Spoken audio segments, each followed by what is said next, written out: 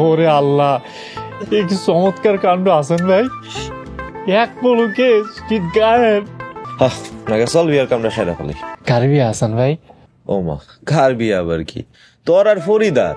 খালি এতটুকু না রাখ, তোর আর ফরিদার বিয়া হইলে তখন সকল সমস্যা দূর হয়ে যাবে। হনুমতি, এই রাজুজেন শুধু এই বাড়িতে না, এই গ্রামেরও কোনো জায়গায় থাকতে না পারে। ভাবি, আপনি কোনো চিন্তা করেন না, ওরে মারতে মারতে গ্রাম ছাড়া করে দিমু। ও যাতে ডরে ওই গ্রামের কথা চিন্তা না করে, আমি সেই ব্যবস্থা করব। আম্মা, আব্বাই তো কাল সকালে আইতেছে। তোর বাপে কোনোদিন আমার কথার উপরে কথা কইছে? তা কয় নাই। তাইলে আর কি, যা আর আমির বাস্তারে গ্রাম ছাড়া কর। ঠিক আছে আম্মা।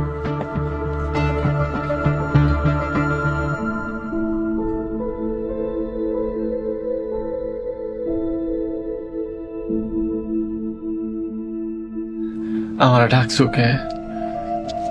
দেখতে মন চাইলো। রানা ফরিদা, আমার শীতটা যেমন আছে না, ওটা রোদে শুকাইতে দিছিলাম। কেটে যেন ক্ষেতের মধ্যে কাকতারও বানিয়ে রাখছে। তুমি চিন্তা করো না, সকাল হলে সব ঠিক হয়ে যাইব।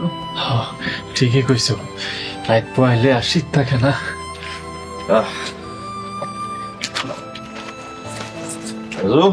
ভাই দেখ, ঘুর না বেটা।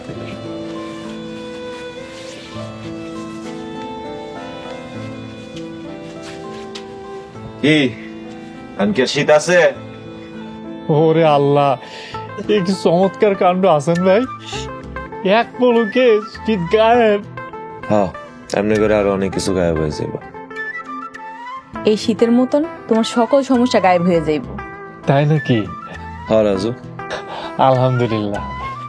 নাকি চল বিয়ার কামটা সেরা ফেলি। কার বিয়ে হাসান ভাই? ও মা, কার বিয়া আবার কি? তোর আর ফরিদার। আপনি বলে কি কন? কেন, শীতের জামা পইরা কি তোর মত পাল্টাই গেল রাজু? গায়ে শীত না লাগলে পুরুষের কাছে বইয়ের কদর থাকে না। কথাটা তাইলে সত্য হাসান ভাই? কিরে, কথাটা কি সত্যি নাকি? ভাই, আপনার কথা আমি না, আমার শরীর দিয়ে এমনি গাম বেরোইতেছে। আপনার জ্যাকেট লাগবো না। দূর বোকা।